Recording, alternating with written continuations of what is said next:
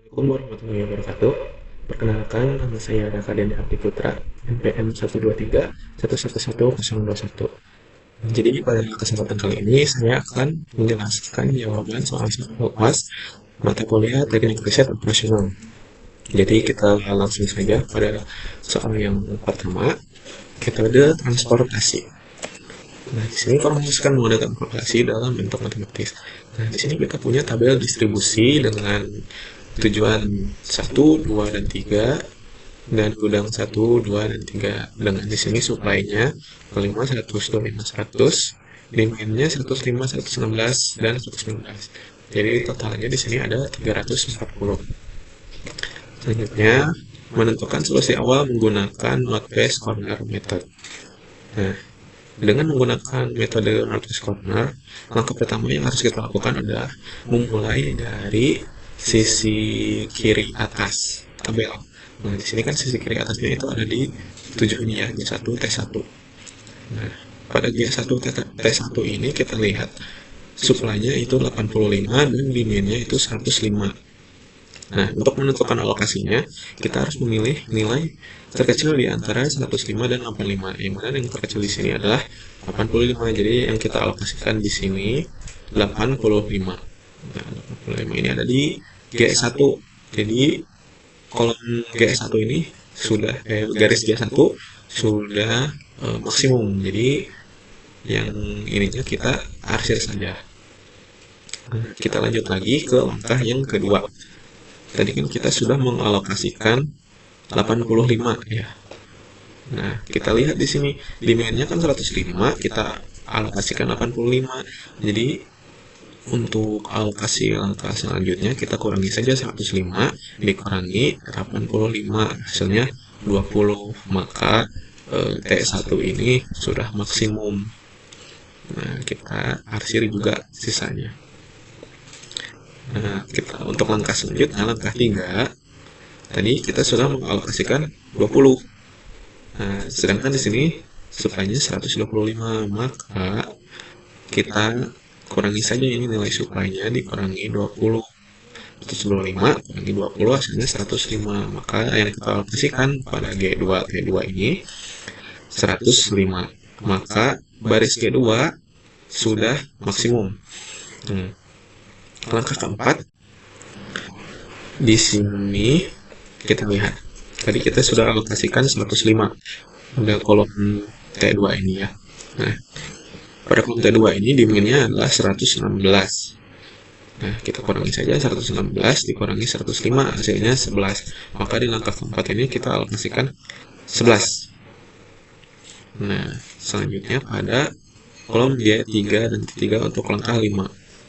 Tadi kita sudah alokasikan 11 kan. Di sini supply-nya 130, demand-nya 119. Sudah, langsung saja kita masukkan nilai 119 pada langkah kelima ini. Maka kita sudah menentukan solusi awal menggunakan Northwest Corner Method. Selanjutnya, kita menggunakan least cost method.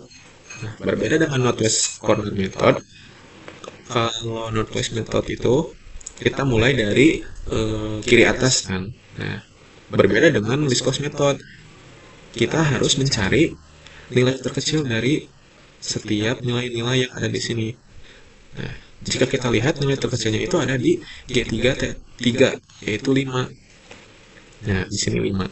Maka langkah pertama ada di G3 dan T3. Nah, kita lihat di sini. Supply-nya itu 130 dan demand-nya itu 119. Seperti biasa yang kita pilih adalah nilai yang terkecilnya, yaitu 119. Maka pada langkah 1 ini kita alokasikan 119. Nah, jadi kolom T3 ini sudah maksimum, sudah optimal. Jadi kita harus saja sisanya. Nah, langkah kedua masih sama, kita harus mencari nilai yang terkecilnya juga. Nah, di sini kita lihat dapat nilai 7. Ada di G1 dan T1. Nah, kita lihat supply dan demand-nya. Supply-nya 85 dan demand-nya 105. Kita pilih 85 karena 85 ini adalah nilai yang terkecilnya. Jadi kita alokasikan 85 di G1 dan T1. Maka untuk baris G1 ini sudah optimal. maka di sini sisanya kita arsir saja. Selanjutnya, untuk langkah ketiga, kita dapat juga di sini nilai 7. Nah, nilai 7 ini supply-nya itu 125 dan demand-nya 116. Maka yang dipilih adalah 116 untuk langkah ketiga ini. Nah, yang di sini juga sudah optimal ya. Jadi sisanya kita arsir saja. Nah, untuk langkah yang keempat, di sini kan kita sudah mengalokasikan tadi 85 ya. Nah, di sini demand-nya 105. Selanjutnya kita kurangi saja ya. Berapa tadi? 105 dikurangi 85. Hasilnya itu 11. Oh, maaf, maksud saya di sini dari supply-nya. Jadi langkah keempat ini kita lihat supply-nya. Supply-nya itu 130 dan kita sudah mengalokasikan 116. Maka kita kurangi saja 130 dikurangi 119, maka hasilnya itu 11. Nah, untuk langkah kelima, di sini ada di G2T1. Nah, kita kan sudah mengalokasikan 85 dan 11.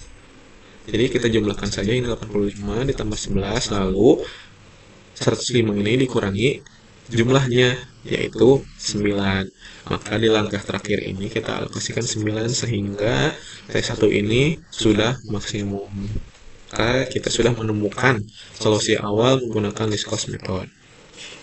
Nah, selanjutnya hitung total biaya transportasi dari kedua metode tersebut. Untuk NCM, nah, jadi cara menghitung total biaya transportasi dari kedua metode tersebut adalah dengan mengalikan 7 dikali 85, terus 12 dikali 20, 7 kali 105, 7 kali 11, dan 5 kali 119. Maka hasilnya di sini ada 2242. Nah, untuk yang LCM juga sama, kita kalikan 5 kali 119 dan seterusnya, hasilnya 2220. Di sini hitung total biaya minimum transportasi. Karena nilai minimumnya ada di metode LCM, maka yang digunakan di sini adalah perhitungan LCM-nya juga. Jadi Z minimumnya adalah 2220.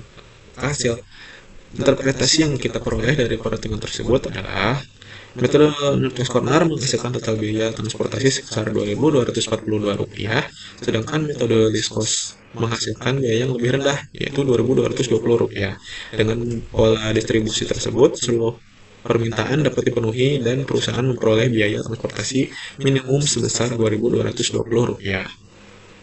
Nah, untuk soal yang kedua, sini ada critical path method. Nah, di sini disajikan tabel aktivitas ya. Di sini ada aktivitas A sampai aktivitas I dengan durasinya sebagai berikut. Nah, dari tabel di atas tadi kita membuat gambar network diagram proyeknya. Nah, bisa kita lihat di sini ya, dari mulai start hingga finishnya. Selanjutnya menentukan nilai ES dan EF untuk seluruh aktivitas. Nah, untuk mencari ES dan EF, kita menggunakan rumus EF sama dengan ES ditambah durasi. Nah, di sini untuk aktivitas A, ES-nya itu 0 dan durasinya itu 5, maka F-nya adalah 5. Untuk B, ES-nya 0, durasinya 8, kita jumlahkan hasilnya 8. Yang C ini S-nya 5, durasinya 7, hasilnya 12. Untuk D, S-nya 5, durasinya 7, hasilnya 12. Dan seterusnya ya, kita dapatkan hasilnya ES dan F-nya sebagai berikut. Nah, selanjutnya kita menentukan nilai LS dan LF untuk seluruh aktivitas. Nah, di sini untuk mencari LS yaitu LF dikurangi durasi. Nah, di sini untuk aktivitas A, LF-nya 11, durasinya 5, maka LS-nya 6. Yang B, LF-nya 8, durasinya 8, hasilnya 0. Yang C, LF-nya 18, durasinya 7, hasilnya 11. Yang D juga sama, hasilnya 11, dan seterusnya. Di sini jadi kita sudah mendapatkan nilai LS dan LF-nya. Nah, selanjutnya menentukan total float dari setiap aktivitas. Nah, rumus total float yaitu LS dikurangi ES. Untuk aktivitas A, LS-nya 6 dikurangi ES 0, maka total floatnya itu 6. Yang B, LS-nya 0, ES-nya 0, floatnya 0. C, LS-nya 11, ES-nya 5, total floatnya 6. Dan seterusnya. Kita berhasil mendapatkan nilai total floatnya seperti berikut pada tabel. Selanjutnya menentukan jalur kritis atau critical path. Nah, jadi jalur kritisnya adalah kita lihat aktivitas yang memiliki total float 0. Nah, di sini yang total floatnya 0 adalah B, terus F, dan HI. Nah, kita lihat di sini. Maka kita jumlahkan si durasi dari B, F, H, dan I, yaitu hasilnya 30 hari. Nah, hitung total durasi proyek. Nah, karena durasi proyek ini sama dengan panjang jalur kritis, maka hasilnya sama menggunakan jalur BFHI yang tadi. Jadi, total durasi proyeknya adalah 30 hari. Selanjutnya, jika salah satu aktivitas kritis mengalami keterlambatan 3 hari, jelaskan pengaruhnya terhadap penyelesaian proyek.